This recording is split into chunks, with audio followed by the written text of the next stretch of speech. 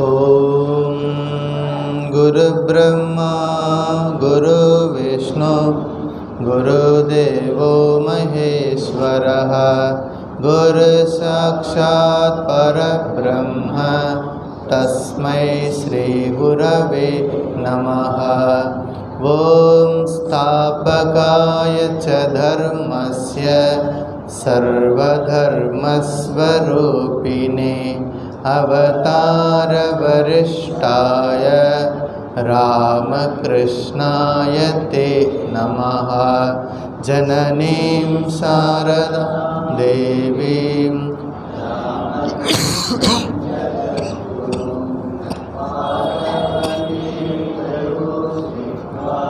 प्रणमामि मुहुर्मुहुः। नमः श्रीयतिराजाय विवेकानन्दसूरये सत्सित्सुखस्वरूपाय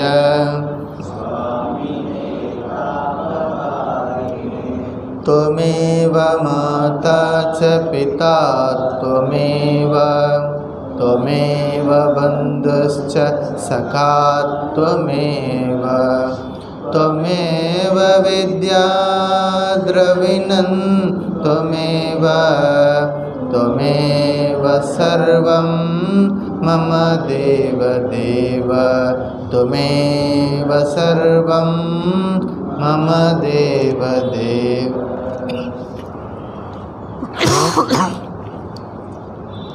ओम नमो भगवते रामकृष्णाय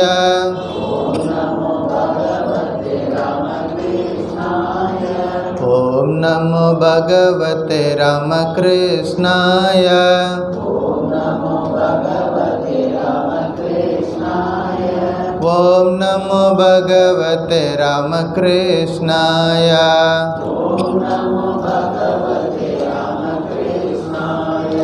ओम नमो भगवते रामकृष्णाय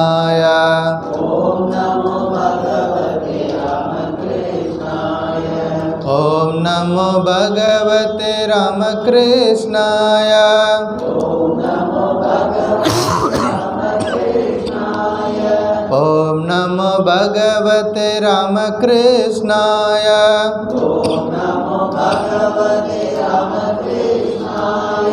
ओम नमो भगवते रामकृष्णाय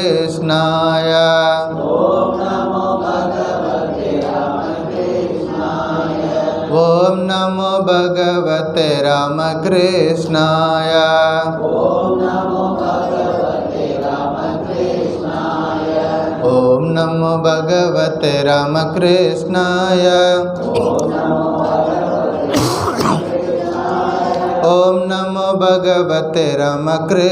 भगवते रामकृष्णाय ओम नमो भगवते रामकृष्णाय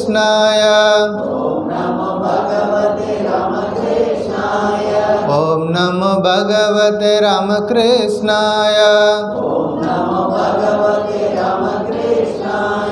ओम नमो भगवते रामकृष्णाय ओम नमो भगवते रामकृष्णाय। जय रामकृष्ण। शंकरं शंकराचार्यं केशवं बादरायणं सूत्रभाष्यकृतौ वन्दे भगवन्तौ पुनः पुनः। श्रुतिस्मृतिपुराणानाम् आलयं करुणालयं नमामि भगवत्पादं शंकरं लोकशंकरम्।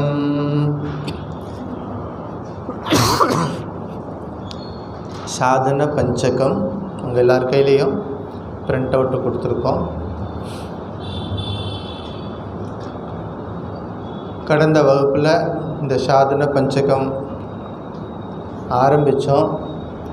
பகவான் ஆதிசங்கரருடைய விரிவான வாழ்க்கை வரலாற்று பற்றி நம்ம தெரிஞ்சுக்கிட்டோம். இன்றிலிருந்து ஸ்லோகங்களை பார்க்கலாம். இந்த நூலுக்கு பேர் சாதன பஞ்சகம். சரி, சாதனம் என்றால் என்ன? எதனால் ஒரு குறிப்பிட்ட லட்சியம் அடையப்படுகிறதோ அதுக்கு பேர் சாதனம். இப்போ நீங்கள்லாம் வீட்டிலேருந்து புறப்பட்டு இங்கே வந்திருப்பீங்க. சில பேர் நடந்து வந்திருப்பீங்க, சில பேர் இருசக்கர வாகனத்தில் வந்திருப்பீங்க, சில பேர் காரில் வந்திருக்கலாம், சில பேர் பஸ்ஸில் வந்திருக்கலாம். ஏதோ ஒரு உபாயம், ஏதோ ஒரு வழி மூலமாக இந்த இடத்துக்கு வந்து சேர்ந்துருப்பீங்க. அதுதான் சாதனம். ஆசிரமத்துக்கு போய் சேர்றதுக்கு ஒரு வழி, மார்க்கத்து சாதனம். அந்த சாதனத்தின் மூலமாக இங்கே வந்திருக்கிறீங்க. இப்போ குறிப்பிட்ட லட்சியத்தை அடையிறதுக்கு ஒரு வழிமுறை இருக்கிறது, அந்த வழிக்கு பேர் சாதனம். அடுத்தது சாத்தியம். சில டேர்ம்ஸுக்கெல்லாம் நம்ம மீனிங் தெரிஞ்சுட்டு உள்ளே போனால் நல்லாயிருக்கும். சாதனம், அடுத்தது சாத்தியம். சாத்தியம் என்றால் குறிக்கோள், லட்சியம், த கோல். இப்போ உங்கள் வீட்டிலேருந்து புறப்படும் பொழுது உங்களுக்கு என்னவாக இருந்தது, கோல் என்னவாக இருந்தது? ஆசிரமம், டி நகர் போகிறது தான் கோல். அதுக்கு பை மீன்ஸ் எப்படி வேணாலும் நீங்கள் வந்திருக்கலாம். இந்த கோல் அடைய வேண்டிய இடம் டி நகர், ஆசிரமா. அது மாதிரி நம்முடைய வாழ்க்கையின் குறிக்கோள். குறிக்கோள் என்ன அப்படின்னா, ஸ்ரீராமகிருஷ்ணர் அழகாக தெளிவாக நமக்கு புரிகிற மாதிரி சொல்லி கொடுத்துருக்கார். மனித வாழ்க்கையின் லட்சியம் இறைவனை அடைவது. அரிதிலும் அரிதான மனித பிறவியை ஒருவர் பெற்றிருந்தும் இந்த பிறவிலேயே இறைவனை அறிய முடியாது போனால் இந்த பிறவி வீணானது. இதுவும் அவர் சொன்னது தான். வாழ்க்கையின் லட்சியம் இறைவனை அறிவது அல்லது அடைவது. அந்த இறைவன் எங்கே இருக்கார் அதெல்லாம் அடுத்ததில் போவோம். இப்போ நமக்கு சாதனம் அப்படின்னா என்னென்னு தெரிஞ்சுக்கிட்டோம், சாத்தியம் அப்படின்னா என்னென்னு தெரிஞ்சுக்கிட்டோம். சாத்தியம் என்பது அந்த அல்டிமேட் ரியலைசேஷன், காட் ரியலைசேஷன் அப்படிங்கிறது தான் நமக்கு சாத்தியம். இதை செய்கிறதுக்கு யார்? அவருக்கு பேர் சாதகக, சாதகன், சாதகக. யார் எந்த சாதனத்தினால் சாத்தியத்தை அடைகிறாரோ அவருக்கு பேர் சாதகக. இந்த மூணு ஞாபகம் வச்சுக்கணும். சாதனம், சாத்தியம், சாதகக. நாமெல்லாம் யார்? சாதகக. லட்சியம் என்ன? பகவான் லாபம். எப்படி அடையணும்? குருமார்கள் நமக்கு சொல்லி கொடுத்துருக்குறாங்க. குருவிடமிருந்து முறையாக உபதேசம் வாங்கும் பொழுது அவர்கள் சரியான மார்க்கத்தை நமக்கு காட்டுவாங்க. அந்த மார்க்கத்து வழியை கரெக்டாக ஃபாலோ பண்ணி போயிட்டோம்னா நிச்சயமாக இறைவனை அடைய முடியும். ஸ்ரீராமகிருஷ்ணன் சொல்வார், கங்கையில் தண்ணி இருக்குது, தண்ணிக்குள்ளே ஒரு சங்கிலி கட்டி வச்சுருக்குறாங்க. சங்கிலி தண்ணிக்குள்ளே மறைஞ்சிருக்குது. ஒரு பக்கம் ஒரு சங்கிலியோட ஒரு கட்டி வச்சுருக்காங்க, இன்னொரு கார்னரில் இன்னொரு பகுதியை கட்டி வச்சுருக்காங்க. இந்த சங்கிலி தூரத்துலேருந்து பார்த்தா தண்ணிக்குள்ளே இருக்கிற சங்கிலி நமக்கு தெரியாது. எப்படி செய்யணும்? அந்த சங்கிலியில் ஒவ்வொரு கண்ணியாக பிடிச்சிக்கிட்டே போனோம்னா கடைசி இருக்கக்கூடிய அந்த சங்கிலியோட அடுத்த பகுதியை அடைஞ்சிட முடியும். அது மாதிரி பகவான் நமக்கு குருமார்கள் நாம ஜப்பம் அப்படிங்கிற ஒரு எளிய வழிமுறையை அந்த கலியுகத்தில் சொல்லி கொடுத்துருக்காங்க. கலியுகத்துக்கு நாரதீய பக்தி, கலியுகத்திற்கு நாரதீய பக்தி. நாரதீயர் பக்தி அப்படின்னா நாரதர் என்ன சொல்லிக்கிட்டே இருந்தார்? எப்போதும் நாராயணம் நாராயணம் என்று நாராயண நாம சொல்லிக்கிட்டே இருப்பார். இந்த கலியுகத்தில் எல்லோரும் எளிதாக இறைவனை அடைவதற்கு இறைவன் நாம ஜப்பம் என்பது ஒரு முக்கியமான எளிய சாதனமாக சொல்லப்பட்டிருக்கிறது. ஸோ சாதனம் பார்த்துருக்கோம், சாத்தியம் பார்த்துருக்குறோம். சாதகக அப்படின்னா யார் அதற்கான முயற்சியில் ஈடுபடுகிறார்களோ அவர்கள்தான் சாதகர்கள். என் முயற்சியில் ஈடுபடலைன்னா என்னென்னு ஸ்ரீராமகிருஷ்ணன் சொல்லியிருக்கார், இந்த பிறவி வீணானது அப்படிங்கிறத ஞாபகம் வச்சுக்கணும். சரி, சாதன பஞ்சகம். பஞ்சகம் சம்ஸ்கிருதத்தில் பஞ்ச, ஹிந்தியில் பாஞ்ச். பஞ்சகம் எப்படின்னா 5 ஸ்லோகங்கள் கொண்டது இந்த நூல். சரி, சாதனத்தை ஒருத்தர் கடைபிடிக்கிறாரு, சாத்தியத்தை அடைகிறார். சாத்தியத்தை அடைஞ்ச பிறகு அவருக்கு என்ன பேர்? சித்தஹா. அதுக்கப்புறம் உங்கள் சாதகர் காணாமல் போயிடுவார். இப்போ நீங்கள் வீட்டிலேருந்து புறப்பட்டுருக்கிறீங்க, சாதகா பை மீன்ஸ் பஸ்ஸுலேயோ கார்லேயோ வந்திருக்கலாம், அது சாதனம். இங்கே அடைஞ்சதுக்கப்புறமா ஆசிரமம் ரீச் ஆயிடுச்சு. அது மாதிரி சாதனத்தின் மூலமாக, பக்தி யோகத்தின் மூலமாகவோ, ஞான யோகத்தின் மூலமாகவோ, கர்ம யோகத்தின் மூலமாகவோ, ஒன்றாலோ இரண்டாலோ பலவற்றாலோ அனைத்தின் உதவியாலோ லட்சியத்தை அடையுங்கள். சுவாமி விவேகானந்தர் சொல்லியிருக்கார். அந்த லட்சியத்தை அடைஞ்சதுக்கப்புறமா அந்த சாதகர் இல்லை, அந்த சாதகருக்கு இருக்க மாட்டார். அங்கே என்ன இருப்பார்? சித்தஹா. உருளைக்கிழங்கு வச்சுருப்போம் வீட்டில் சமையல் பண்ணுறதுக்கு. சட்டியில் போட்டு தண்ணி ஊற்றி அடுப்பு பற்ற வச்சுட்டோம். பற்ற வச்சு நல்லா கொதிக்கும் பொழுது முதல்ல ஹார்டாக இருக்கக்கூடிய அந்த உருளைக்கிழங்கு அப்புறம் என்ன ஆகிடும்? வெந்து போய் என்ன ஆகிடும்? சாஃப்டாகிடும். அதுக்கு பேர் சித்தஹான்னு பேர். சித்தமாயிருச்சா, சாதம் சித்தமாயிருச்சா, சில வீடுகள் அதை சொல்லுவாங்க, சாதம் சித்தமாயிருச்சா அப்படின்னா என்ன? மென்மையாயிடுச்சா. அந்த சாதகன் முறைப்படி சாதனையின் மூலமாக எல்லா பயிற்சிகளையும் செய்த பிறகு, அந்த நிலையை, உயர்ந்த நிலையை அடைந்த பிறகு அவருக்கு என்ன பேர்? சித்தஹா.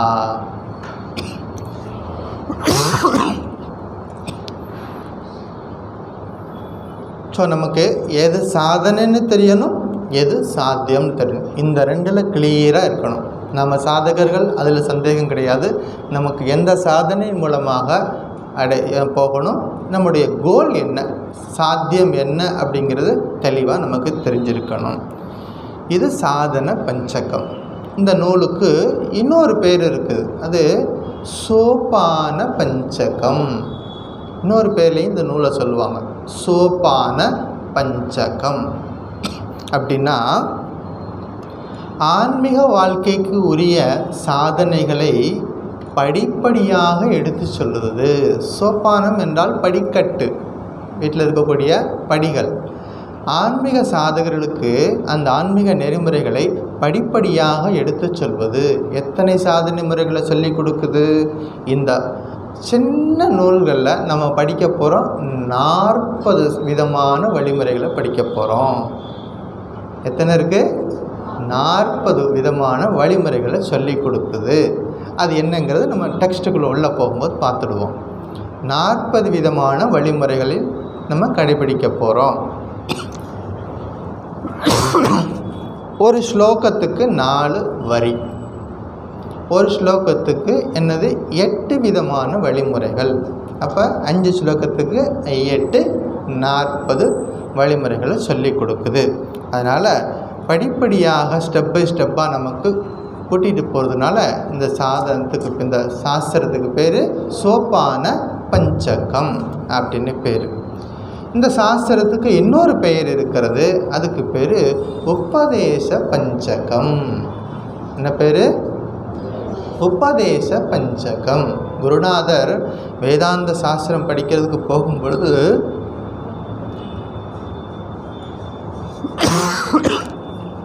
முதல்ல போய் உட்கார்ந்த உடனேயே எல்லாத்தையும் சொல்லிட மாட்டாங்க. குருநாதர் என்ன பண்ணுவார்? சில பயிற்சி எல்லாம் கொடுப்பார், அதுக்கப்புறமா உபதேசம் பண்ணுவார். அந்த வேதாந்த உபதேசம் என்னது? அகம் பிரம்மாஸ்மி, தத்துவமசி, பிரஜானம் பிரம்ம, இப்படி மகா வாக்கியத்தை சொல்லி கொடுப்பாங்க. எடுத்த உடனே நமக்கு மகா வாக்கியத்தை சொன்னால் ஒன்றும் புரியாது. அதனால் குருநாதர் பலவிதமான பயிற்சியெல்லாம் கொடுத்து அந்த மகா வாக்கியத்தை நமக்கு புரிகிற மாதிரி சொல்லி கொடுப்பார். அதாவது அதுதான் உபதேசம். அந்த உபதேசத்தில், அந்த வேதாந்தத்தில் உபனிஷத்துக்குள்ளே என்னெல்லாம் இருக்கிறதோ அதெல்லாம் சாரமாக இந்த புஸ்தகத்தில் இருக்குது. சின்ன புஸ்தகம் உங்கள் கையிலே கொடுத்தாச்சு. அது என்னென்னு, எத்தனை உபனிஷதங்கள் இருக்குது? 108 உபனிஷதங்கள் இருக்கிறது, 4 வேதங்கள் இருக்கிறது, இப்படி நம்ம 18 புராணங்கள் இருக்குது, இதிகாசங்கள் இருக்கிறது, எல்லாம் எத்தனைலாம் இருக்கோ அதனுடைய மொத்த சாராம்சம் என்ன சொல்ல வருது அது இந்த 5 ஸ்லோகத்தில் சொல்லி கொடுத்துருக்கார். அதனால தான் உபதேச பஞ்சகம்னு பேர். இன்னொரு பேரும் சொல்லுவாங்க உபதேச பஞ்ச ரத்னம். ரத்னம்னா நமக்கு தெரியும், ரொம்ப ப்ரீசியஸ், விலை மதிக்க முடியாதது. இந்த 5 ஸ்லோகமும் ரத்னம் மாதிரியாம். அதனால் உபதேச பஞ்ச ரத்னம் அப்படின்னு சொல்லியிருக்காங்க. ஸோ இப்போ சொல்லுங்கள், என்னென்ன சாதனை இந்த நூலுக்கு என்னென்ன பேர்? சாதன பஞ்சகம், சோப்பான பஞ்சகம், உபதேச பஞ்சகம், உபதேச பஞ்ச ரத்னம். ஞாபகம் வச்சுக்கணும். அப்புறம் சாதனம், சாத்தியம், சாதகக, சித்தகா. அது கடைசியாக 5வது ஸ்லோகம் படித்து முடிக்கும்போது நம்ம சித்தராயிடுவோம். இப்போ தானே சாதகரில் ஆரம்பிச்சிருக்கிறோம்.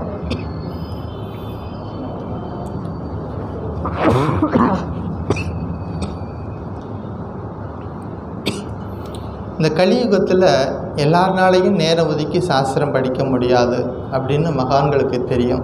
அதனால் எவ்வளவு எளிமையாக சொல்லணும் அப்படின்னு பார்த்து நமக்கு புரிகிற மாதிரி ரொம்ப எளிய முறையில் நமக்கு சொல்லி கொடுத்துருக்குறாங்க. அது இந்த நூலில் நம்ம பார்க்கலாம். பிரம்மசூத்திரம், உபனிஷதங்கள், பகவத்கீதை, இந்த 3க்கும் பேர் பிரஸ்தான திரயம் அப்படின்னு பேர். இந்த பிரஸ்தான திரயத்தில் 3லையும் என்ன விஷயங்கள் சொல்லப்பட்டதோ அது இந்த 5 ஸ்லோகத்துக்குள்ளே இருக்குது அப்படிங்கிறத நம்ம கவனிக்கணும். நம்ம என்ன செய்யணும்? முறையாக உணர்ந்து படிக்கணும். என்ன செய்யணும்? உணர்ந்து படிக்கணும். கிளாஸுக்கு வந்திருக்கிறோம், நீங்கள் இங்கே தான் உட்காந்துருக்குறீங்க, என் கண்ணு முன்னாடி தான் இருக்கிறீங்க. ஆனால் உங்கள் மனசு எங்கே இருக்குதுன்னு என்னால் கண்டுபிடிக்க முடியாது. உங்கள் மனசு இங்கே உட்காந்துருக்குறீங்க, மனசு இங்கெல்லாம் போய் கோயம்பேடெல்லாம் போயிட்டு மார்க்கெட்லாம் ஒரு ரவுண்ட் அடிச்சுட்டு வந்துவிடலாம். அவ்வளோ மனசு அவ்வளோ வேகமாக போகும். ஒளியின் வேகத்தை விட அதிகமான வேகத்தில் போகக்கூடியது மனசு. இங்கே தான் உட்காந்துருப்போம். நம்மளை ஏமாத்துறதுக்கு எத்தனை விதமான வழிமுறைகள்லாம் இருக்கோ அத்தனையும் இந்த மனசு சொல்லும். இந்த கிளாஸில் நீங்கள் இவ்வளோ பேர் உட்காந்துருக்கீங்கன்னா அத்தனையும் நீங்கள் ஜெயிச்சுட்டு வந்திருக்கிறீங்க. அத்தனையும் எத்தனை விதமான போராட்டங்கள் இருக்கோ அத்தனையும் ஜெயிச்சுட்டு அந்த பகவானுடைய அனுகிரகத்தினால இங்கே உட்காந்துருக்குறோம். உட்காந்தது மட்டும் பத்துமா சுவாமி? அடுத்தது என்ன செய்யணும்? 100% மைண்டை போட்டு இந்த விஷயங்களை, இந்த தத்துவங்களை கேட்கணும். கேட்டதுக்கப்புறம் என்ன செய்யணுங்கிறத அப்புறம் சொல்லித்தர்றேன். முதல்ல என்ன செய்யணும்? கேட்டு வச்சுடுவோம். முதல்ல கேட்டுடுவோம்.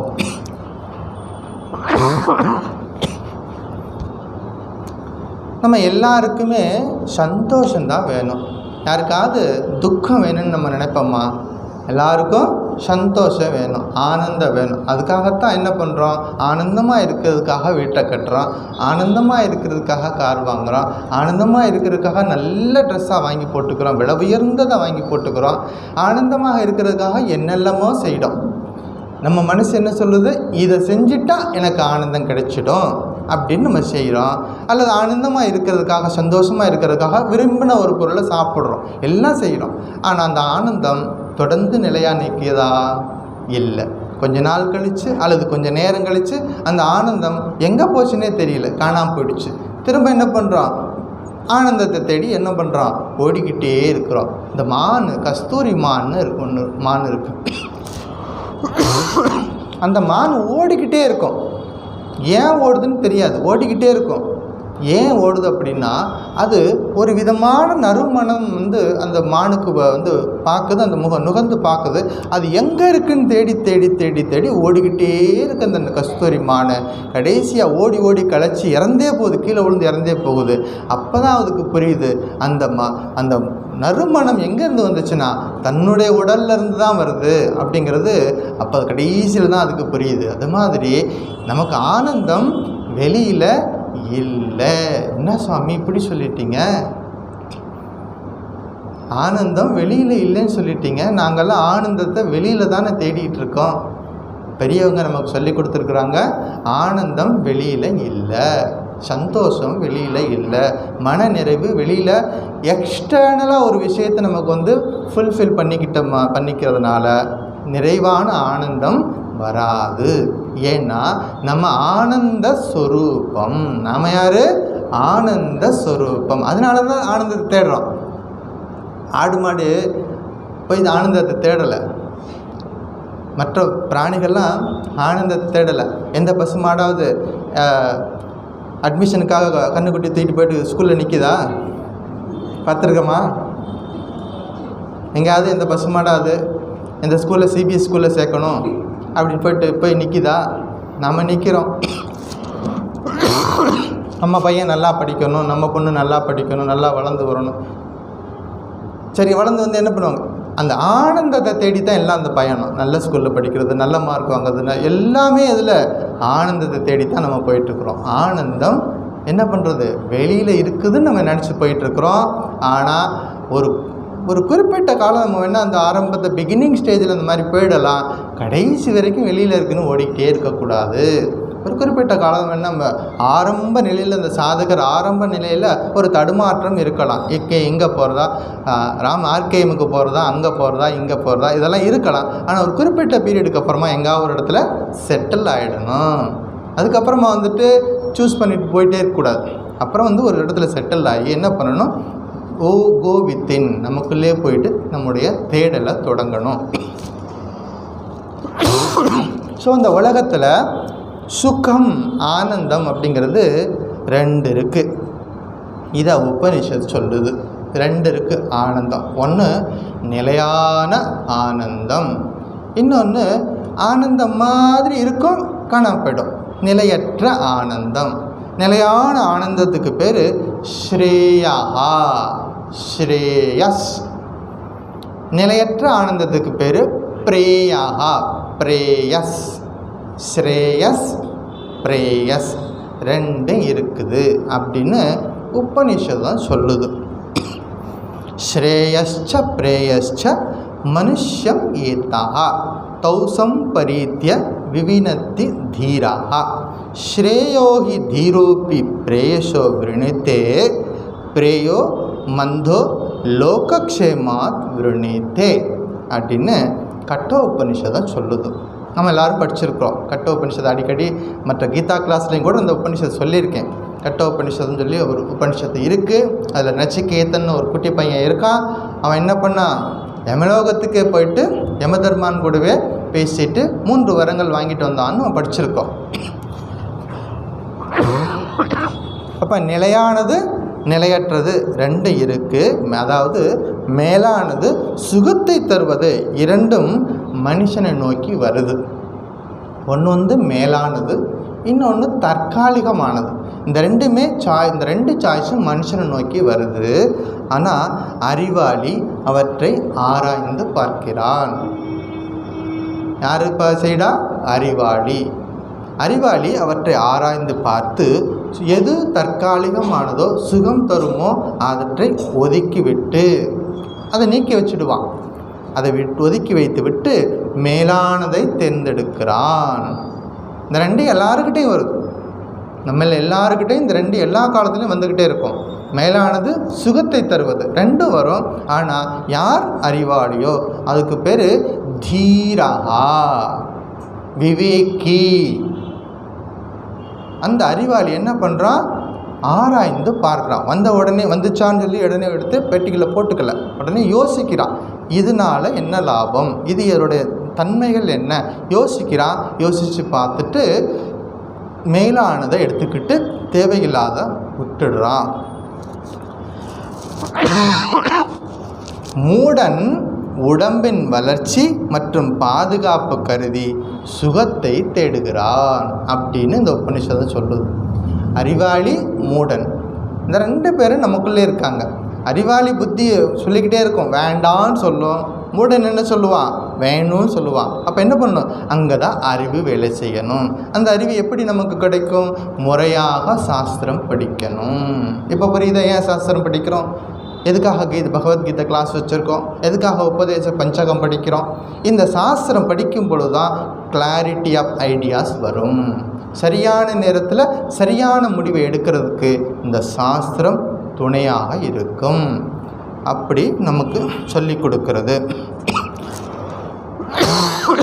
இந்த உலகத்தில் நமக்கு வாய்ப்புகள் வருது, நல்ல சூழ்நிலையும் நமக்கு கிடைக்குது. இந்த உலகத்தில் யாராக இருந்தாலும் சரி, நீங்கள் டாக்டராக இருங்க, இன்ஜினியராக இருங்க, வக்கீலாக இருங்க, நீதிபதியாக இருங்க, கிராமத்தில் வேலை பாருங்கள், என்னவா வேணாலும் ப்ரொஃபஷனலாக இருந்துக்கோங்க. நம்ம எல்லாருக்கும் இந்த உலகம் வாய்ப்புகளையும் தருகிறது, சந்தர்ப்பங்களையும் சூழ்நிலைகளையும் தருகிறது.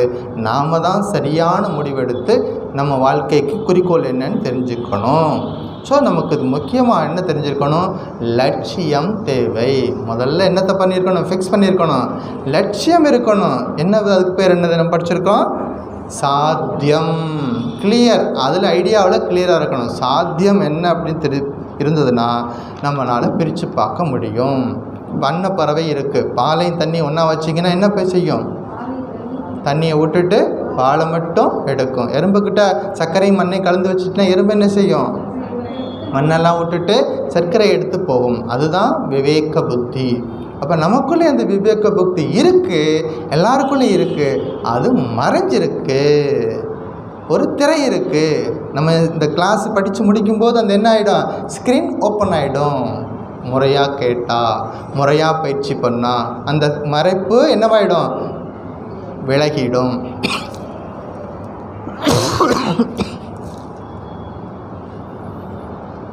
சுவாமி, சுகம் தருதுன்னு சொன்னீங்க, மேலானதுன்னு சொன்னீங்க. ஏன் இந்த பகவான் சுகம் தருவதெல்லாம் ஏன் நமக்கு கொடுத்தார்? மேலானது மட்டும் கொடுத்துருந்தா வம்பே இல்லை. இந்த சாய்ஸு கொடுத்தா தானே எங்களுக்கு தொந்தரவே. இந்த கடைகளுக்கெல்லாம், துணி கடைகளுக்கெல்லாம் போயாச்சுன்னா ஒரே ஒரு ட்ரெஸ்ஸு தான் இருக்குதுன்னு சொல்லிட்டாருன்னா அங்கே பிரச்சனையே இல்லை, போனோமா வாங்கினோமா வந்தோமான்னு இருக்கும். அங்கே என்னாச்சு, நிறைய சாய்ஸஸ் இருக்கிறதுனால அரை நாள் ஒரு நாள் ஆகி போயிடுது நமக்கு வேணுங்கிற துணிகளை எடுத்துகிட்டு வர்றதுக்கு. அப்போ சாய்ஸஸ் அதிகமாகும் பொழுது கன்ஃபியூஷன் வருது, இது எடுக்கிறதா அது எடுக்கிறதா, இது பரவாயில்லையா அது சரியில்லை, இப்படி எல்லாம் நமக்கு ஒரு கன்ஃபியூஷன் வருது. இது எப்படி ஏன் வந்துச்சு அப்படின்னா, இது மேனுஃபேக்சரிங் டிஃபெக்ட்டு. இது ஏன் நமக்குள்ளேருந்து வந்துச்சுன்னு இந்த பிரச்சனை வந்துச்சு அப்படின்னா அதுக்கு பேர் மேனுஃபேக்சரிங் டிஃபெக்ட்டு. ஒரு பொருள் நீங்கள் வாங்குறீங்க, அதில் ஏதோ ஒன்று ஒரு குறைஞ்சி போயிருக்கோ அல்லது உடஞ்சி போயிருக்கோ ஏதோ இருக்குதுன்னா கடையில் கொண்டு போய் கொடுத்தீங்கன்னா அவர் உடனே சொல்லுவார், இது மேனுஃபேக்சரிங் டிஃபெக்ட்டு, நாங்கள் ஒன்றும் பண்ண முடியாதுன்னு சொல்லிடுவார். அது மாதிரி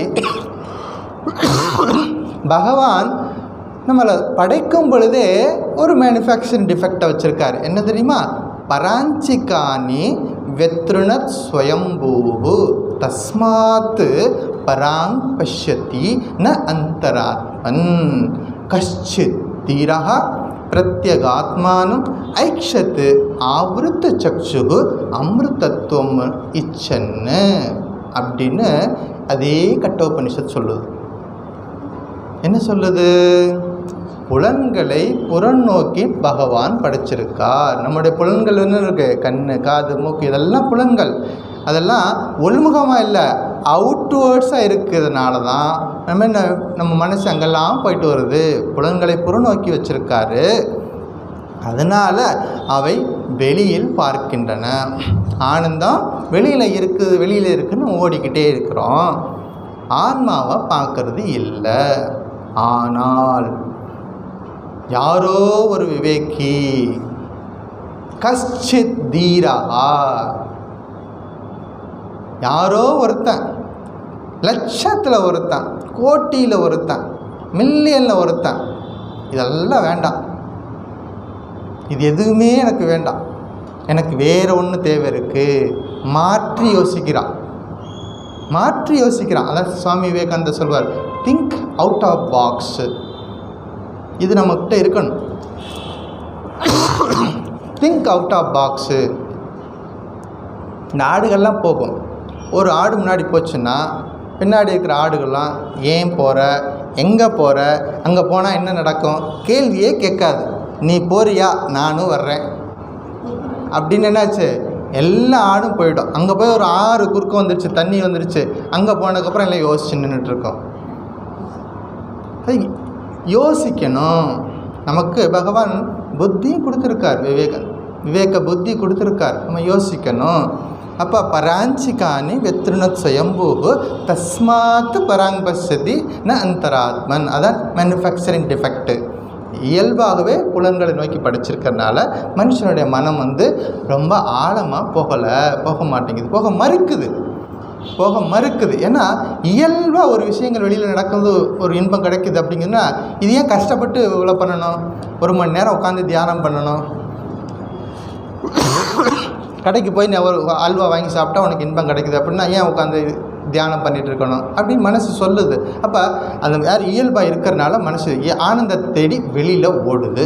ஆனால் கஷ்சித் தீரஹா, அவர் தான் சாதகக. நம்ம படிச்சிருக்கோம், ஆரம்பத்தில் பார்த்தோம். சாதனம், சாத்தியம், சாதகா. அந்த கஷ்சித் தீரகா அவர் என்ன பண்ணுறாரு? பிரத்யேகாத்மானம் ஐஷத்து, கடவுளை பார்க்கணும், இறைவனை அடையணும், நான் யாருன்னு புரிஞ்சுக்கணும் அப்படிங்கிற ஒரு வேட்கை, தாகம், தனியாத தாகம். ஸ்ரீராமகிருஷ்ணன் சொல்வார், மன ஏக்கம். நம்ம இறைவனை நோக்கி எப்படி போகிறோமா இல்லையா எப்படி தெரிஞ்சுக்கிறது? ஒருத்தர் கேள்வி கேட்குறாரு ஸ்ரீராமகிருஷ்ணர்கிட்ட. நான் எல்லா சாதனையும் செஞ்சுட்டே இருக்கேன், என் மனசு பகவானை நோக்கி தான் போகுது, நான் எப்படி கண்டுபிடிக்கிறது? அதை எப்படி நான் தெரிஞ்சுக்கிறது? அப்போ ஸ்ரீராமகிருஷ்ணன் சொல்கிறார், அதுக்கு பேர் தான் மன ஏக்கம். உனக்கு மன ஏக்கம் வந்துடுச்சா? அது என்னது மன ஏக்கம்? காலையில் பார்க்குறீங்க, சூரியன் வர்றதுக்கு முன்னாடி, சூரியன் வெளியில் வர்றதுக்கு முன்னாடி சிகப்பாக இருக்கும். அந்த கிழக்கு திசையில் பார்ப்பீங்க, சிகப்பாக இருக்கும்.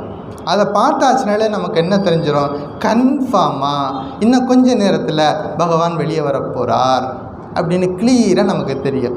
அதுக்கப்புறம் நமக்கு டவுட் சந்தேகமே வராது, சூரியன் வந்துடுவார்னு. அது மாதிரி சில குணங்கள் நம்மக்கிட்ட இயல்பாக அமையும். அப்படி வந்துருச்சுன்னா நிச்சயமாக நம்ம சரியான ட்ராக்கில் போகிறோம், சரியான ட்ராக்கில் தான் போயிட்டுருக்கோம் அப்படின்னு நம்ம தெரிஞ்சுக்கலாம். அந்த குணங்கள் என்ன, அதெல்லாம் நம்ம படிக்க போகிறோம், இந்த ஸ்லோகங்களில் படிக்க போகிறோம். அப்போ இயல்பாகவே மனசு ஆனந்த தேடி வெளியில் போகுது. ஆனால் யாரோ ஒரு சாதகன், யாரோ ஒரு விவேகி, கஷ்சித் தீரகா உள்நோக்கி போகிறான், அவனுக்கு பேர் தான் சாதகா. இதைத்தான் சுவாமி விவேகானந்தர் வேறொரு லாங்குவேஜில் சொன்னார், நீ எதை நினைக்கிறாயோ அதுவாகவே ஆகிறாய். What you think that you will become. எதை நினைக்கிறோமோ அதன் மயமாக நம்ம ஆகிடுறோம் அப்படிங்கிறார். இப்போ நம்ம எப்போது நம்ம எதை நினைக்கணும்? நான் இந்த உடம்பு அல்ல, நான் இந்த மனசு அல்ல, நான் இந்த புத்தி அல்ல. இதெல்லாம் என்னை ஏமாத்துறது, ஒவ்வொரு நாளும் ஏமாற்றிக்கிட்டே இருக்குது. இதெல்லாம் நான் கிடையாது. அப்போ நான் யார்? நான் அந்த பரம்பொருள், தத்துவம் அசி, அகம் பிரம்மாஸ்மி. இதுதான் இந்த சாஸ்திரமெல்லாம் சொல்லி கொடுக்குது. திடீர்னு உடனே சொல்லி கொடுத்தோன்னு உடனே புரிஞ்சிடுமா? என்ன செய்யணும்? சாதனம்.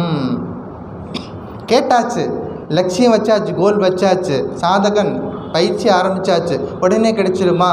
Long process.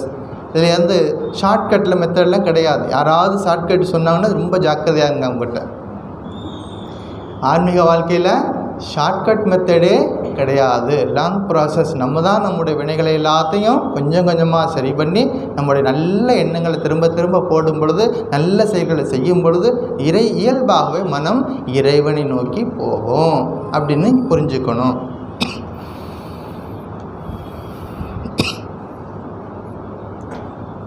இந்த டெலஸ்கோப் இருக்குது, அது மூலமாக பார்த்திங்கன்னா தூரத்தில் இருக்கிறது தெரியும். அந்த டெலஸ்கோப் வச்சு பக்கத்தில் இருக்கிறது பார்த்திங்கன்னா தெரியாது. அவ்வளோ விலை உயர்ந்த டெலிஸ்கோப்பு. அதை வச்சு 500 கிலோமீட்டருக்கு அந்த பக்கம் இருக்கிறத பார்த்தீங்கன்னா பளிச்சுன்னு தெரியும், உங்கள் கால் கடி இருக்கிறத பார்த்தா தெரியாது. அது இயல்பாகவே அப்படி படைக்க வச்சிரு, அது அப்படி தான் செஞ்சுருக்காங்க, மேனுஃபேக்சரிங் அப்படி தான் பண்ணியிருக்கிறாங்க. அது தூரத்தில் இருக்கிற பொருட்களை பார்க்குறதுக்காக. அது மாதிரி நம்ம மனசு என்ன பண்ணுது? வெளிநோக்கியே போயிட்டே இருக்குது. என்ன பண்ணுறோன்னா அங்கே தான் நம்முடைய விவேகம் வேலை செய்யணும். இந்த சாஸ்திரம் படிக்கிறதுனால, கீதா கிளாஸுக்கு வர்றதுனால, ராமாயணம் படிக்கிறதுனால, இந்த சாஸ்திரமெல்லாம் படிக்கும் பொழுது அந்த விவேக புத்தி நமக்குள்ளே வரணும். எப்படி சுவாமி அந்த விவேக புத்தி வரும்? தீ, அதுக்கு பேர் தான் தீ, விழிப்புணர்வு. ஓம் பூர்புவஸ்வஹ தத் சவிதுர்வரேண்யம் பர்கோ தேவஸ்ய தீமஹி தியோ யோ ந பிரச்சோதயாத். அந்த விழிப்புணர்வு காயத்ரி மந்திரம் சொல்லிக்கிட்டே இருங்க, தினசரி சொல்லுங்கள், 50 முறை சொல்லுங்கள், 100 முறை சொல்லுங்கள்.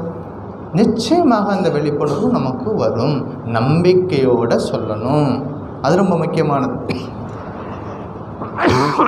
அந்த விழிப்புணர்வு வந்துருச்சுன்னா நம்ம நிச்சயமாக சுகம் தருவது மேலானது. ரெண்டும் வரும் பொழுது சுகம் தருவதை நிச்சயமாக நம்ம என்ன பண்ணிவிடுவோம், வேண்டான்னு ஒதுக்கிடுவோம். மேலானதை தேர்ந்தெடுக்கிறதுக்கு மனசு பயிற்சி ஆகிடும். இதெல்லாம் நம்ம செய்யணும். மனசுக்குள்ளே தேவையில்லாத எண்ணங்கள் வருது. மெடிடேஷன் பண்ணும் பொழுது கண்ணை மூடி உட்காந்து பாருங்கள். அதுக்காக அந்த ஆரம்பத்தில் ஒரு ப்ராக்டிக்கல் மெடிடேஷன் கூட சொல்லி கொடுக்குறோம். நமக்கு கைடட் மெடிடேஷன் சொல்லிட்டு கண்ணை மூடி உட்காந்து பாருங்கள் 10 நிமிஷம். அப்போ தான் தெரியும் உண்மையிலேயே நீங்கள் யார். அது வரைக்கும் நம்மளை வேணால் புகழ்ந்துருக்கலாம், நீங்கள் அப்படிப்பட்டவர், நீங்கள் இப்படிப்பட்டவர், நம்மளை யாராவது புகழ்ந்துருக்கலாம். உண்மையிலே நாம் யாருங்கிறது நம்ம கண்ணு மூடி உட்காந்தா தான் தெரியும் நம்ம யார், எங்கே நிலையில் இருக்கிறோம், எந்த ஸ்டேஜில் இருக்கிறோம் அப்படிங்கிறது. கண்ணை மூடி உட்காந்து பாருங்கள். அப்போ தான் தெரியும் உங்கள் மனசு உள்ளே போகுதா வெளியே போகுதா. எக்ஸாமின் பண்ணி பார்க்கணும். நமக்கு நாமளே எக்ஸாமின் பண்ணி பார்க்கணும். அப்போ உள்ளே போகலை, வெளியில் தான் போயிட்டு இருக்குது அப்படின்னா நம்ம இன்னும் ரொம்ப லாங் ட்ராவல் பண்ண வேண்டியிருக்கு. நம்முடைய லட்சியத்துக்கு நோக்கி போகிறதுக்கு ரொம்ப தூரம் நம்ம பயணம் பண்ண வேண்டி இருக்குது அப்படின்னு புரிஞ்சுக்கிட்டு கொஞ்சம் கொஞ்சமாக நம்முடைய பயணத்தை உள்நோக்கி ஆரம்பிக்கணும், உள்நோக்கி போகணும். இதெல்லாம் சொல்கிறது ஈஸி. சுவாமி ஈஸியாக சொல்லிட்டீங்க. அதனால தான் இந்த மந்திரத்தில் என்ன சொல்லுது, கஷ்சித் தீரஹா. எல்லாரும் வந்துட்டாங்கன்னு சொல்லவே இல்லை. கஷ்சித் தீரஹா, யாரோ ஒருத்தன், கோட்டியில் ஒருத்தன் தான் சிந்திக்கிறான். இது வேண்டாம், புலன் இன்பங்கள் தரக்கூடிய இன்பங்கள் எனக்கு வேண்டாம்னு சொல்லிட்டு எங்கேயோ ஒருத்தன், கோட்டியில் ஒருத்தன், லட்சத்தில் ஒருத்தன் தான் சிந்தனையே பண்ணுறான். அப்படி சிந்தனை பண்ணக்கூடிய அந்த கோட்டியில் பேரத்தில் யாரோ ஒருத்தன் தான் தொடர்ந்து கண்டினியூஷனில் போயிட்டுருக்கிறான். அந்த தொடர்ந்து கண்டினியூஷன் போயிட்டு இருக்கக்கூடிய அத்தனை பேர்லையா யாரோ ஒருத்தன் தான் முக்தி அடைகிறான். பகவான் ஸ்ரீ ராமகிருஷ்ணர் அமுதமொழியில் ஒரு பாட்டு இருக்குது. பட்டம் பறக்க விடுகின்றாய் பவசம்சார சந்தையிலே, திட்டம் தீட்டி அற்புதமாய் தேவி லீலை புரிகின்றாள் அப்படின்னு ஒரு பாட்டு இருக்குது. பஜனையில் பாடுவாங்க, கேளுங்க. அதில் ஒரு வரி வரும். அந்த பட்டம் அறுந்து போச்சுன்னா காளி தேவி கை தட்டி சிரிக்கிறாளாம். ஏதாவது பட்டம் பறந்துக்கிட்டே இருக்குது, ஏதாவது ஒரு பட்டம் கட்டாயிடுச்சுன்னா காளி தேவி என்ன பண்ணுவாளாம், கைத்தட்டி சிரிக்கிறாளாம். ஒன்று எஸ்கேப் ஆகிடுச்சு, ஒன்று எஸ்கேப் ஆகிடுச்சு. பார்க்குற குழந்தைங்க பட்டம் விடுறத பார்த்துருக்குறோம். அது மாதிரி யாரோ ஒருத்தன் விவேக்கி உள்முகமாக திரும்பிட்டா அப்படின்னா அவன் அம்மாவுக்கு சந்தோஷம் வந்துடுமா. உடனே என்னப்பா கைத்தட்டி சிரிக்கிறாளாம், ஒருத்தவன் எஸ்கேப் ஆகிட்டான் அப்படி சொல்லிட்டு சந்தோஷமாக சிரிப்பாங்களாம். அம்பிகைக்கு விளையாட்டு தொடரணும். யாராவது ஒருத்தன் தான் விளையாட்டு வேணான்னு சொல்லிட்டு என்ன பண்ணுறான், உள்முகமாக நோக்கி போகிறான் அப்படின்னு பார்க்குறோம். ஸோ நமக்கு ஸ்ரேயஸை யாரெல்லாம் விரும்புகிறோமோ அவர்களுக்கு இந்த சாதன பஞ்சகம். இந்த சாதன பஞ்சகம் யாருக்கு, யார் ஸ்ரேயஸை விரும்புகிறார்களோ. நமக்கு ரெண்டுமே இருக்குது, ஸ்ரேயஸ் இருக்குது, பிரேயஸ், ரெண்டு நம்ம முன்னாடி வருது. யாருக்கு ஸ்ரேயஸ் வேணுமோ அவர்களுக்காக சொல்லப்பட்டது இந்த சாதன பஞ்சகம். சரி சுவாமி, இந்த சாதன பஞ்சகத்தில் என்னதான் இருக்குது அப்படின்னா, முதல் 2 ஸ்லோகங்கள் உள்ள தூய்மைக்கான நிபந்தனைகள், பியூரிட்டி ஆஃப் மைண்ட். மனசு சுத்தமாக இருக்கணும். சுத்தமாக இருந்தால் தான் ஆத்ம சிந்தனை நமக்கு வரும். அதுக்கு என்ன பண்ணணும், ப்ரிலிமினரி நமக்கு சில வேலைகள் பண்ணணும். நீங்கள் வர்றதுக்கு முன்னாடி இந்த ஹால் இப்படியே இருந்திருக்குமா, கொஞ்சம் தூசி இருந்திருக்கும். என்ன பண்ணியிருப்பாங்க, காலையிலே சுத்தமாக கூட்டி பெருக்கி சுத்தம் பண்ணி க்ளீன் பண்ணி எல்லாம் ரெடி பண்ணி வச்சுருக்காங்க. நீங்கள் வரும்போது நான் ஜம்மன் இருக்குது. அதுக்கு முன்னாடி பேக்ரவுண்டில் எவ்வளோ வேலை நடந்திருக்கும். அது மாதிரி என்ன பண்ணணும், பகவானை தியானம் பண்ணணும் அப்படின்னா முதல்ல சுத்தம். எங்கே சுத்தம் பண்ணணும், உள்ளத்தை, மனசை சுத்தம் பண்ணணும். அதுக்கு சில நிபந்தனைகளை, சில வழிமுறைகளை சொல்லி கொடுக்கறது முதல் 2 ஸ்லோகங்கள். யார் சொல்லி கொடுக்குறார், குருமுகமாக கேட்டு தெரிஞ்சுக்கணும்.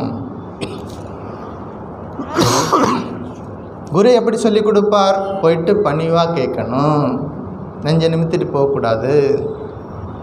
குருக்கிட்ட எப்படி போகணும், பணிவாக போகணும். எப்படி கேட்கணும், பணிந்து வினயமாக கேட்கணும், சேவை செய்யணும், பகவானுக்கு சேவை பண்ணணும், குருவுக்கு சேவை பண்ணிவிட்டு கேட்கணும். அப்போ பணிவாக கேட்டால் குரு என்ன பண்ணுவார், நமக்கு இந்த உபதேசங்களை சொல்லி கொடுப்பார்.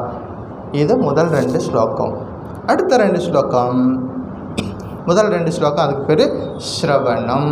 வேதாந்த பாஷையில் சொன்னால் ஸ்ரவணம். முதல் 2 ஸ்லோகம். அடுத்த 2 ஸ்லோகம் வந்து என்ன சொல்லுது அப்படின்னா, இந்த மனசு இந்த உடம்பு சம்பந்தமான பந்தத்திலேருந்து எப்படி விலகிறது, உடம்பு சம்பந்தமான பந்தத்திலேருந்து எப்படி விலகிறது. அதாவது அடுத்தது வந்து மனனம். கேட்கணும், கேட்டதை சிந்தனை பண்ணணும். கேட்டல், சிந்தித்தல், தெளிதல். திருமூலர் சொல்லுவார், கேட்டல், சிந்தித்தல், தெளிதல். இப்போ முதல்ல கேட்கணும், கேட்டதை சிந்தனை பண்ணணும். அடுத்தது கடைசி ஸ்லோகம் தியானம். கடைசி 5வது ஸ்லோகம் டீப் மெடிடேஷனை பற்றி சொல்லிக் கொடுக்கக்கூடியது.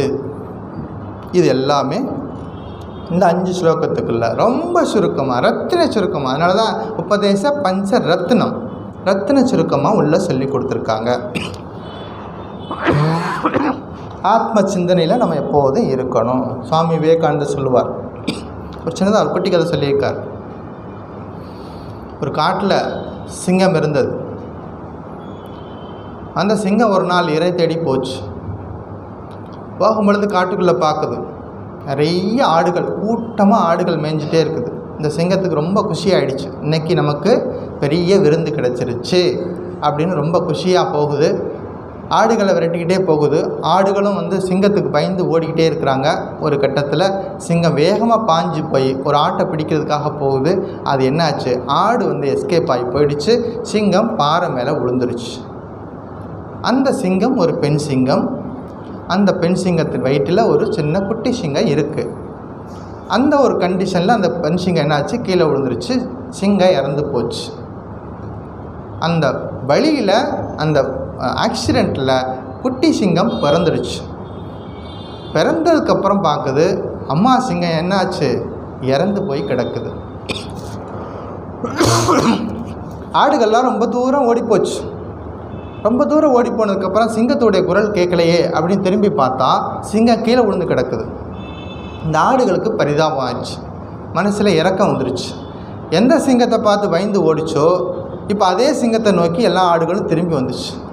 வந்து பார்த்தா எந்த சிங்கம் தன்னை விரட்டிக்கிட்டு வந்துச்சோ அது கீழே விழுந்து இறந்து போய் கிடக்கிறத பார்க்குது. அது குட்டி சிங்கம் பிறந்திருக்குது. அது ஆதரவு இல்லாமல் அனாதையாக நிற்கிறத அது கவனிக்குது. இந்த ஆடுகளுக்கெல்லாம் ஒரு கருணை வந்துருச்சு. எப்படியாவது இந்த குட்டி சிங்கத்துக்கு நம்ம ஏதாவது உதவி செய்யணும்னு சொல்லிட்டு ஆடுகள் வந்து என்ன பண்ணுது, அந்த சிங்கத்துக்கு பால் கொடுக்குது. இப்போ சிங்கக்குட்டி யாருக்கிட்ட பால் குடிக்குது, ஆட்டுக்கிட்ட பால் குடிக்குது. ஆடு கூடவே போகும்.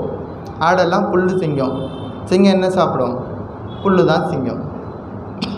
என்ன சாப்பிடணும் சிங்கம், மாமிசம். ஆனால் இந்த சிங்கக்குட்டிக்கு தன்னுடைய அம்மா வந்து ஆடு தான். ஏன்னா அது பிறந்ததுலேருந்தே இந்த ஆடுகளை தான் பார்க்குது. ஆடு தான் பால் கொடுக்குது, ஆடு கூட தான் இருக்குது, அது கூடவே இருக்குது, எல்லாம் பண்ணிகிட்ருக்கு. ஆடு மாதிரி கத்தும், ஆடு மாதிரி மேன்னு கத்தும், புல் சாப்பிடும், எல்லாம் செஞ்சுக்கிட்டே இருக்குது. சரி, குட்டியாக இருந்துச்சு, தெரியாமல் இருந்துச்சு, பரவாயில்ல. வளர்ந்து பெரிய சிங்கம் ஆயிடுச்சு, ஆட்டை விட பல மடங்கு உயரமாக நிற்கிது. இப்போ அதுக்கப்புறமா என்னாச்சு, தினசரி ஆட்டு கூடவே போகும், புல் சாப்பிடும், மேன்னு கத்திக்கிட்டே இருக்கும். ஒரு நாள் அந்த காட்டுக்கு இன்னொரு சிங்கம் வந்துச்சு, வேட்டையாடுறதுக்காக வந்துச்சு. வந்து பார்த்தா பெரிய ஆட்டுகள்லாம் கூட்டமாக நிற்கிது. அந்த ஆட்டுக்குள்ளே ஆட்டோட ஆடா இன்னொரு சிங்கம் இருக்கிறதா கவனிக்குது. இது என்னது, நம்ம கோஷ்டியை சேர்ந்தவன் அங்கே நிற்கிறான், நம்ம கோஷ்டியில் இருக்கிறவன் அங்கே போய் நிற்கிறானே அப்படின்னு பார்க்குது. சரி, ஆட்டு கூட சிங்கம் இருக்கக்கூடாது, முதல்ல இவனை என்னென்னு கவனிப்பான் அப்படின்னு சொல்லிட்டு வேகமாக போயிட்டு ஆடெல்லாம் பிடிக்கலை, அந்த சிங்கத்தை போய் பிடிச்சிருச்சு. பிடிச்ச உடனே அந்த சிங்கம் சொல்லுது, கதறி அழுகுது, விட்டுடு என்னை விட்டுடு, எங்கள் அம்மாலாம் போகிறாங்க அப்படின்னு அழுவுது. இந்த சிங்கம் வந்து பிடிச்சிட்டு சொல்லுது, நீ ஆடு கிடையாது, நீ சிங்கம் அப்படின்னு சொல்லுது. இல்லை இல்லை, நான் ஆடுதான், நான் வந்து ஆடுதான், எனக்கு பசிக்குது, நான் போய் புல் சாப்பிடணும், விட்டுடு அப்படின்னு சொல்லுது. இந்த புதுசாக வந்த சிங்கம் சொல்லுச்சு, இல்லை இல்லை நீ சிங்கம், என்ன பார்த்தியா, நான் சிங்கம், நீங்கள் சிங்கம் தான் சொல்லு. இல்லை இல்லை நான் ஆடுதான் அப்படி சொல்லுச்சு. சரி, இதுக்கு மேலே இவனுக்கு புரிய வைக்கக்கூடாதுன்னு சொல்லிட்டு தரன்னு இழுத்துட்டு போயிட்டு அங்கே போயிட்டு ஒரு பெரிய ஒரு குளம் இருந்துச்சு, தண்ணி இருந்துச்சு. அங்கே போயிட்டு காமிக்குது, உள்ளே பாரு, என்னுடைய முகத்தையும் பாரு, உன்னுடைய முகத்தையும் பாரு.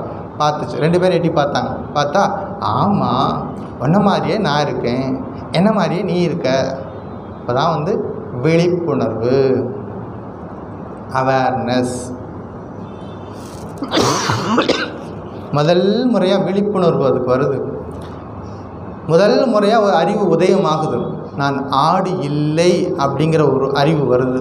அதுக்கு முன்னாடி வரைக்கும் ஆடு மாதிரி சாப்பிட்டுடுச்சு, ஆடு மாதிரி சத்தம் போட்டுச்சு. இப்போ என்ன சொல்லுது? ஆடு இல்லை, நான் வேறு ஆடு இல்லை ஆனால் அப்படி சொல்லுது. சரி வா மாமிசம் சாப்பிட்லாம். இல்லை அதெல்லாம் எனக்கு பழக்கம் கிடையாது, நாங்கள்லாம் வெஜிடேரியன், நாங்கள்லாம் என்ன சாப்பிடுவோம்? புல்லு தான் சாப்பிடுவோம் அப்படிங்குது. மறுபடியும் இந்த சிங்கம் என்ன பண்ணுது? கொஞ்சம் மாமிசத்தை இதை எடுத்து கொடுக்குது, கொஞ்சம் சுவைக்க சொல்லுது, பார்க்குது, நல்லா இருக்கு. இப்போ சிங்கம் சொல்லுது, நீயும் சிங்கம் நானும் சிங்கம், சிங்கம் மாதிரி கர்ஜனை பண்ணு அப்படின்னு கர்ஜனை பண்ணி காமிக்குது. அதுவும் சிங்கம் மாதிரி கர்ஜனை பண்ணுது. அதுக்கப்புறமா 2 சிங்கமும் சந்தோஷமாக போச்சு அப்படின்னு சுவாமி விவேகானந்தர் இந்த கதையை முடிக்கிறார். சொல்லிட்டு என்ன சொல்கிறார்? நாம் ஆடுகள் அல்ல, நாம் யார்? சிங்கங்கள். சிங்கம் நமக்குள்ளே இருக்கார், அந்த சிங்க புத்தி நமக்குள்ளே இருக்குது, அது வெளிப்படையணும். நமக்குள்ளே இருக்கிற சிங்க புத்தி என்னது? நான் அந்த ஆத்ம சைத்தன்யம், நான் அந்த பரம்பொருள், நான் அன்னை மீனாட்சியின் குழந்தை, நான் ஸ்ரீராமகிருஷ்ணரின் குழந்தை. அந்த புத்தி நமக்கு வரணும். பல நேரங்களில் அது மறைஞ்சு போயிட்டு என்ன பண்ணுறோம்? நான் என்னுடைய உடம்பு இது, எனக்கு என்ன பேர் வச்சுருக்காங்க, நான் இந்த ஊரில் பிறந்திருக்கேன், இவ்வளோ படிச்சிருக்கேன், எனக்கு இவ்வளோ சொத்து இருக்குது, என்னை சுற்றி இவ்வளோ சரௌண்டிங்ஸ் இருக்கிறாங்க, பாடி கார்ட்ஸ் இருக்கிறாங்க. இதெல்லாம் எங்கேருந்து வந்துச்சு? அஜ்ஞானத்திலேருந்து வருகிறது. இது எதுவுமே கூட வராது. நமக்கு எல்லாருக்கும் தெரியும், எதுவுமே கூட வராதுன்னு தெரியும். இருந்தாலும் என்ன பண்ணுறோம்? கெட்டியாக பிடிச்சிட்ருக்கோம். அந்த திரை விலகணும்னா உபதேச பஞ்சகம் ஒழுங்காக படிக்கணும், சாதன பஞ்சகம் ஒழுங்காக படித்து என்ன பண்ணணும்? கேட்கணும், கேட்டதுக்கப்புறமா சிந்தனை பண்ணணும். சரி, சிரவணம் செய்யணும், சிரவணம் செஞ்சதை திரும்ப திரும்ப மனசுக்கு கொண்டு வந்து சிந்தனை பண்ணணும். கேட்ட விஷயங்களை திரும்ப திரும்ப அசை போடணும். பசுமாடு என்ன பண்ணும்? கிடைக்கும்போது புல் சாப்பிட்டுடும். பச்சையாக பசுமையாக இருந்துச்சுன்னா வேகமாக போயிட்டு எல்லா புல்லையும் சாப்பிட்டுட்டு அமைதியாக அப்புறம் கொஞ்சம் நேரம் ஓய்வு கிடைக்கும் பொழுது அமைதியாக படுத்துட்டு கொஞ்சம் கொஞ்சமாக வெளியில் எடுத்து நல்லா க்ரஷ் பண்ணி அரைச்சி பவுடராக்கி அப்புறமா உள்ளே தள்ளிடும். அதுக்கப்புறமா தான் அது செரிமானமாகி நமக்கு பாலாக கிடைக்கிது, ரத்தமாக மாறுது. இவ்வளோ வேலை நடக்குது. அந்த வேலை நம்ம பண்ணணும். ஏன்னா வீட்டுக்கு போனதுக்கப்புறம் நம்ம கேட்ட விஷயங்களை ஆத்ம சிந்தனையை திரும்ப திரும்ப சொல்லிக்கிட்டே இருக்கணும். மனசு டவுன் ஆகும்போது சொல்லணும், நான் உடம்பு இல்லை, நான் அந்த ஆத்ம சைத்தன்யம், நான் பகவான் ஸ்ரீ ராமகிருஷ்ணரின் குழந்தை, நான் அன்னை சாரதா தேவியின் குழந்தை, நான் சுவாமிஜியின் குழந்தை. சொல்லி பழகுங்க. ஆட்டோமேட்டிக்காக நமக்கு எப்பெல்லாம் அந்த டவுன் வரும் பொழுது ஞாபகம் வச்சுக்கணும். ஸ்ரீராமகிருஷ்ணர் சொல்லுவார், அவருடைய சீடர் ஒருத்தர் இருந்தார், சுவாமி விக்ஞானானந்தர்னு பேர். அவர் ஒரு இன்ஜினியராக இருந்தார். இன்ஜினியராக இருக்கிறனால அடிக்கடி அவரை போய் பார்க்க முடியாது. எப்போவாவது ஒரு தடவை போய் பார்ப்பார். அப்போ அவர் சொல்லுவார், புரிஞ்சுக்கிட்டார் இந்த சீடர் அடிக்கடி வர்றதில்லைன்னு. அவர் கையில் ஒரு ஸ்ரீராமகிருஷ்ணரோட படம் அப்போவே வந்துருச்சு. அவர் இருக்கும் பொழுதே அந்த படத்தை கையில் கொடுத்து, இந்த படத்தை எப்போதும் பாக்கெட்டில் வச்சுக்கோ, இது உயிருணர்வோடு இருக்கக்கூடிய படம், இது வெறும் ஃபோட்டோ கிடையாது. நீங்கள் பார்க்குறீங்களா இங்கே ஃபோட்டோ, அது வெறும் ஃபோட்டோ கிடையாது, உயிருணர்வோடு ஸ்ரீராமகிருஷ்ணர் இருக்கிறார். அந்த ஒரு எண்ணத்தோட, அந்த ஒரு சிந்தனையோட நம்மளுடைய ப்ரேயர் இருந்துச்சுன்னா நிச்சயமாக அவர் நமக்கு சரியான வழிகாட்டுதலை கொடுப்பார். எப்போதும் பாக்கெட்டில் வச்சுக்கோ, உனக்கு கஷ்டம் வரும்பொழுது எடுத்துப்பார், அதன் மூலமாக நான் உனக்கு அருள் செய்கிறேன் அப்படின்னு சொன்னார். அந்த எண்ணம் நமக்கு வரணும். நமக்கு ஒரு கிளாரிட்டி ஐடியாவை நமக்கு வரணும். ஒரு சிந்தனையில் இருக்கோம், ஒரு பிரச்சனையில் இருக்கிறோம், அதுலேருந்து வெளியே வரும்பொழுது இந்த சாஸ்திரம் நமக்கு உதவி செய்யும். இந்த என்ன கேட்குறோமோ, கேட்ட விஷயங்கள் அங்கே நமக்கு வரணும். சின்னதாக ஒரு குட்டி கதை. ஒருத்தன் வழியில் போயிட்டு இருந்தான், காட்டு வழியாக போகிற வழியில் என்னாச்சு, வழி தவறி ஒரு கிணத்துக்குள்ளே விழுந்துட்டான். கிணத்துக்குள்ளே விழுந்துட்டான். கிணத்துக்குள்ளே தண்ணியே இல்லை, தண்ணி இல்லாத கிணறு. உள்ளே விழுந்துட்டு கதறான். யாராவது காப்பாற்றுங்கன்னு சொல்லி கதறிக்கிட்டே இருக்கான். அப்போ அந்த வழியாக வேறு போன இன்னொரு வழி போக்குறவன் தான் பார்த்துட்டு அவன் மேலே பரிதாபப்பட்டு, உன்னை காப்பாற்றுறேன் அப்படின்னு சொல்லிட்டு ஒரு கயிறு எடுத்து உள்ளே போட்டான். அந்த கயிறில் ஒவ்வொரு முடிச்சாக இருந்துச்சு. அவன் சொன்னான், அந்த முடிச்செல்லாம் கட்டியாக பிடிச்சிக்கோ, அந்த முடிச்சை பிடிச்சிக்கிட்டே மேலே ஏறி வந்துடு அப்படின்னு சொன்னார். இவனும் கைத்தை உள்ளே போட்டாச்சு. இப்போ அவன் கேட்குறான், உள்ளே இருந்துகிட்டே கேட்குறான், கயிறு போடுறீங்க சரி, கயிறு அறுந்து போச்சுன்னா, என்னை இழுக்கும்போது கயிறு அறுந்து போச்சுன்னா நான் கீழே விழுந்துடுவேனே. அவர் சொல்கிறார், இல்லை இல்லை, கயிறு அறாது, நல்ல ஸ்ட்ராங்கான கயிறு, ஏறிப்பா அப்படின்னு சொல்கிறார்.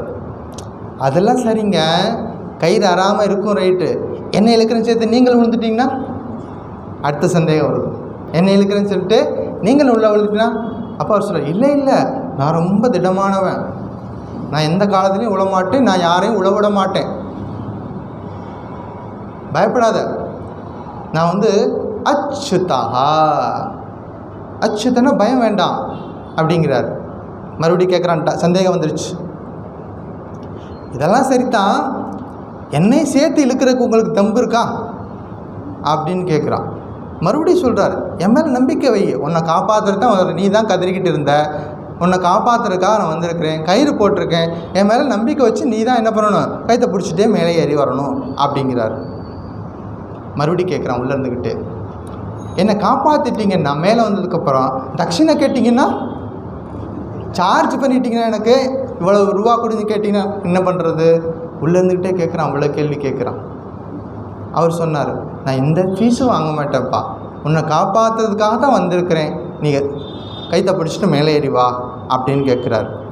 மறுபடியும் கேட்குறான், சரி தட்சிணை வேணான்னு சொல்லிட்டீங்க, ஃபீஸ் வேணான்னு சொல்லிட்டீங்க, எல்லார்ட்டும் போய் சொல்லிக்கிட்டே இருப்பீங்களே, நான் தான் காப்பாற்றுறேன் அப்படின்னு சொல்லிக்கிட்டே இருப்பீங்களே அப்படின்னு கேட்குறான். மறுபடியும் சொன்னார், இல்லைப்பா, நான் யார்கிட்டையும் சொல்ல மாட்டேன், உன்னை நான் காப்பாற்றுறேன் அப்படிங்கிறார். மேலே வந்ததுக்கப்புறம் நீ எனக்கு அடிமைன்னு சொல்லிட்டீங்கன்னா, என்னை காப்பாற்றினதுக்கப்புறம் நான் தான் உன்னை காப்பாற்றினேன், எனக்கு நீ வேலை செய்யணும்னு சொல்லிட்டீங்கன்னா, இல்லைப்பா, நீ ஒன்றும் வேலை செய்ய வேண்டாம், நானும் சுதந்திரமானவன், நீயும் சுதந்திரமானவன் அப்படின்னு சொல்கிறார். அப்போவும் உனக்கு சந்தேகம் வரல.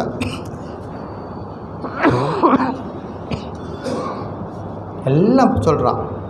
மேலே வந்ததுக்கப்புறம் உள்ளேருந்து இவ்வளோ கேள்வி கேட்டுன்னு சொல்லி நீ அடிச்சிட்டிங்கன்னா, மறுபடியும் சொல்ல, இல்லைப்பா, நான் அப்புறம் யாருக்கும் நான் துன்புறுத்த மாட்டேன் அப்படின்னு சொல்லி சொல்கிறாரு. இவ்வளோ சொன்னதுக்கப்புறமும் அந்த உள்ளே இருந்தவனுக்கு நம்பிக்கையே கிடையாது. கைத்தை பிடிச்சிட்டு மேலே வர்றதுக்கு நம்பிக்கையே இல்லாமல் உள்ளே இருக்கான். அவன் யார் தெரியுமா? ஜீவாத்மா. அவன் யார்? ஜீவாத்மா. அந்த கயிறு ஒருத்தர் போட்டார், அவர் யார்? பரமாத்மா, பகவான். பகவான் என்ன பண்ணார்? என்ன போட்டார்? கயிறு போட்டார். அந்த கயிறுக்கு என்ன பேர்? பக்தி, டிவோஷன். இறைவன் மேலே பக்தி, டிவோஷன். அந்த கயிற்றுல ஏதோ முடிச்சலாம் இருக்குதுன்னு சொன்னீங்களே சுவாமி, அதுக்கு பேர் தான் நாம ஜப்பம். முடிச்சுக்கு என்ன பேர்? நாம ஜப்பம். முடிச்ச பிடிச்சிக்கிட்டே மேலே வந்திருந்தானே நேரம் மேலே வந்திருப்பான். ஆனால் என்ன ஆச்சு? உள்ளே உட்காந்துக்கிட்டு கேள்வி கேட்டுக்கிட்டே இருக்கிறான். அந்த நாம ஜப்பம் ஒழுங்காக நம்ம செஞ்சுக்கிட்டே இருந்தோம்னா, அந்த கயிறு பக்திங்கிற கயிறை நான் ஸ்ட்ராங்காக பிடிச்சிருந்தோம்னா நிச்சயமாக மேலே வந்துடுவோம் அப்படின்னு எளிமையாக நமக்கு சொல்லி கொடுக்குறாங்க. நம்ம ரெண்டும் வருது, சுகம் தருவது மேலானது இருக்குது. நாம் தான் கிளாரிட்டி ஆஃப் ஐடியா வச்சுக்கிட்டு என்ன பண்ணணும்? சுகம் தருவதை ஒதுக்கிட்டு மேலானதை தேர்ந்தெடுத்து இறைவனை கெட்டியாக பிடிச்சிக்கிட்டு பகவான் நாமத்தை சொல்லிக்கிட்டே இருந்தோம்னா நிச்சயமாக நம்முடைய கோல், லட்சியத்தை அடைய முடியும். Come to the text. எல்லோரும் பேப்பர் எடுத்துக்கோங்க. முதல் ஸ்லோகம்.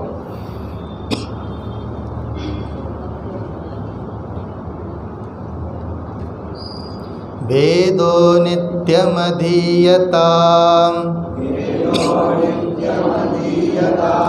ததுதிதம் கர்ம ஸ்வனுஷ்டீயதாம்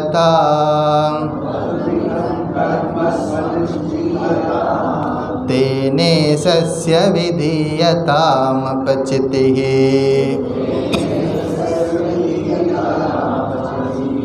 காம்யே மதிஸ்த்யஜ்யதாம்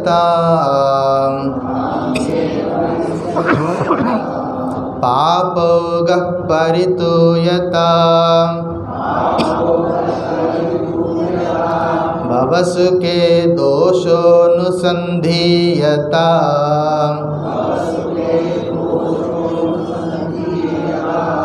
ஆத்மேச்சா விவசீயதாம் நிஜகிருஹாத்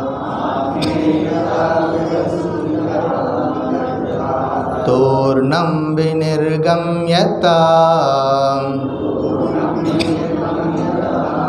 வேதோ நித்யமதீயதாம்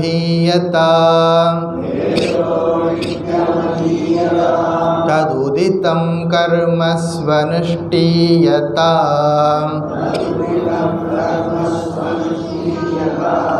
தேனே சஸ்ய விதீயதாம் அபச்சித்திஹ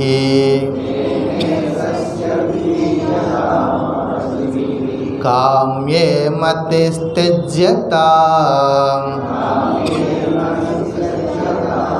பாபோகः பரிதூயதாம்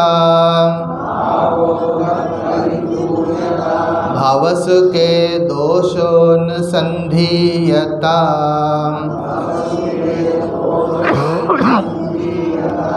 आत्मेच्छा व्यवसीयतां निजगृहात् तूर्णं विनिर्गम्यताम्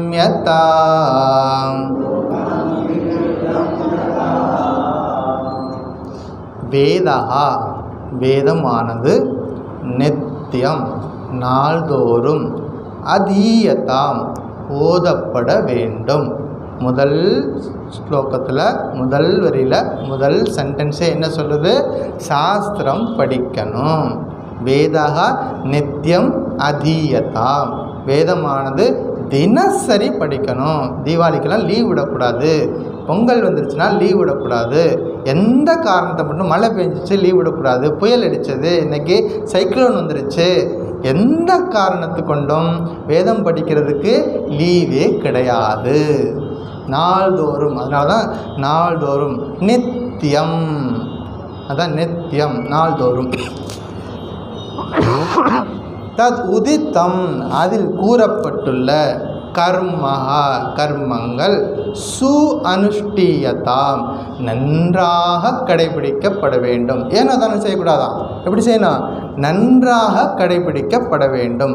வேதம் படிக்கணும், அதில் சொல்லப்பட்ட விஷயங்களை நன்றாக வாழ்க்கையில் கடைபிடிக்கணும். தேன அப்படிப்பட்ட அனுஷ்டானத்தினால், அப்படிப்பட்ட பழக்கங்களினால், தேன ஈசஸ்ய அபச்சித்திஹி ஈஸ்வர பூஜை. ஈஸ்வர பூஜைன்னா என்னென்னு பின்னாடி பார்ப்போம், விரிவாக பார்ப்போம். ஈஸ்வர பூஜை விதீயதா நிகழ வேண்டும். வேதம் படிக்கணும், அதன்படி நம்ம வாழ்க்கை இருக்கணும். அது எப்படி வேதம் படித்தோமோ, வேதம் என்ன சொல்லுச்சோ அதன்படி நம்முடைய ஈஸ்வர பூஜையை தினசரி செய்யணும். காம்யே பலனை விரும்பி செய்கின்ற கர்மங்களில் உள்ள புத்தியை, ஆசைப்பட்டு செய்கிறோம் இல்லையா ஏதாவது, அந்த புத்தியை, காம்யே மத்திஹி புத்தியை, தெஜ்யதா விட்டுவிடு. தெஜ்யதாம் என்றால் விட்டுவிடு. பாபௌகா பரிதூயதா பிராயச்சித்த கர்மங்களில் உள்ள புத்தியை விட்டுவிடு. அதெல்லாம் நம்ம டீட்டெயிலாக பார்ப்போம். எது பிராயச்சித்த கர்மம், எது நித்திய கர்மம், எது நைமித்திய கர்மம், எது நிஷித்த கர்மம், இதெல்லாம் நம்ம பார்ப்போம்.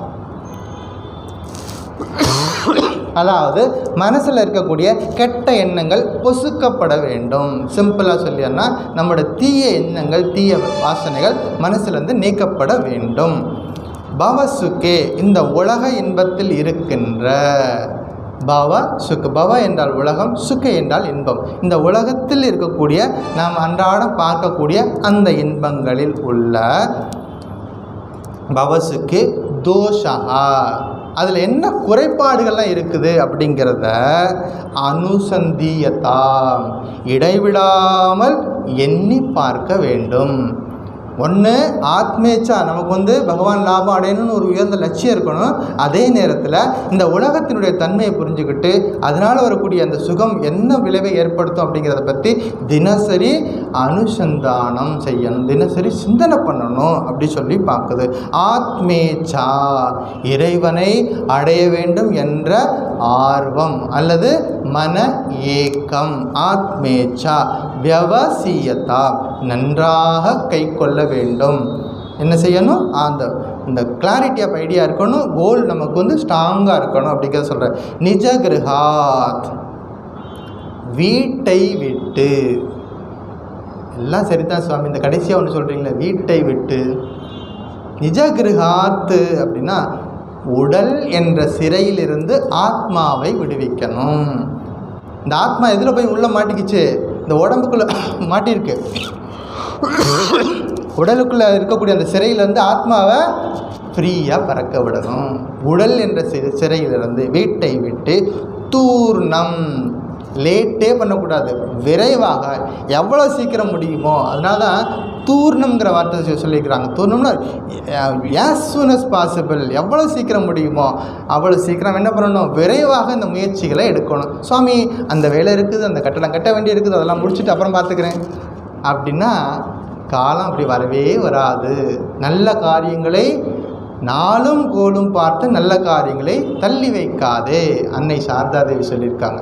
நல்ல காரியம் மனசில் தோணுச்சா, நல்ல சிந்தனைகள் வந்துடுச்சா, இன்றே இப்பொழுதே, அடுத்த செகண்ட் கூட விடக்கூடாது, இன்றே எப்பொழுதே செய்யணும் அப்படிங்கிறது என்ன நமக்குள்ளே வரணும். தூர்ணம் விரைவில், வெணிர்கம்யதா வெளியில் வர வேண்டும். எது? ஆத்மா. உடல் என்ற சிறையிலிருந்து ஆத்மா வெளியே வரணும். சிம்பிள் மீனிங் சொல்லிடுறேன். வேதங்களை நாள்தோறும் ஓத வேண்டும். 1. அதில் கூறப்பட்டுள்ள கர்மங்களை நன்றாக கடைபிடிக்க வேண்டும். 2. அப்படிப்பட்ட அனுஷ்டானத்தினால் ஈஸ்வர பூஜை நிகழ வேண்டும். 3. பலனை விரும்பி செய்கின்ற கர்மங்களில் உள்ள புத்தியை விட வேண்டும். 4. பிராயச்சித்த கர்மங்களில் உள்ள புத்தியை விட வேண்டும். 5. புத்தியை விட வேண்டும் அல்லது பாவ எண்ணங்களை பொசுக்கப்பட வேண்டும். இந்த உலக இன்பங்களில் இருக்கின்ற குறைபாடுகளை இடைவிடாமல் எண்ணி பார்க்க வேண்டும். 6. இறைவனை அடைய வேண்டும் என்ற மன ஏக்கம் அல்லது ஆர்வத்தை நன்றாக கைக்கொள்ள வேண்டும். 7. உடல் என்ற வீட்டிலிருந்து ஆத்மாவை விடுவிக்க வேண்டும். 8. ஸோ முதல் ஸ்லோகத்தில் எத்தனை சொல்லிக் கொடுக்க போகிறாங்க? 8 விஷயங்களை சொல்லிக் கொடுக்க போகிறாங்க. அந்த 8 என்னங்கிறத அடுத்த வாரம் பார்ப்போம். ஓம் சாந்தி சாந்தி சாந்தி. ஹரி ஓம் தத் சத். ஸ்ரீராமகிருஷ்ணார்ப்பணமஸ்து.